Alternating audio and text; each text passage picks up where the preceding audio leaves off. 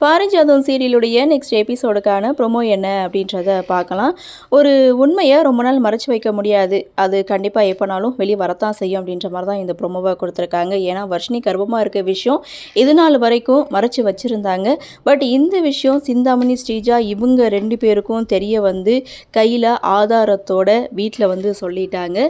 இந்த விஷயத்தை கேட்ட ருக்மணி இங்கே வீட்டுக்கு வந்த வர்ஷினியை அடி வெளுத்து வாங்குறாங்க. உன் மேலே எவ்வளோ நம்பிக்கை வச்சேன், உன்னை அப்படி ஒரு இடத்துல வாழணும்னு ஆசைப்பட்டேன், ஆனால் நீ இப்படி ஒரு காரியத்தை பண்ணிட்டு வந்திருக்கியேன்னு வர்ஷினியை அடி வெளுத்து வாங்குறாங்க. இசை அதை தடுக்கிறாங்க. இசை மேலே ஒரு பக்கம் கோவம் இருக்குது. அப்போது ராகவ் என் மேலே தான் தப்பு, வர்ஷினி வயிற்றில் வளர்கிற குழந்தை என்னோடது தான் அப்படின்னு சொல்ல போகிறேன்னு விஷால்கிட்ட சொல்லும்போது விஷால் ராகவை தடுக்கிறாரு.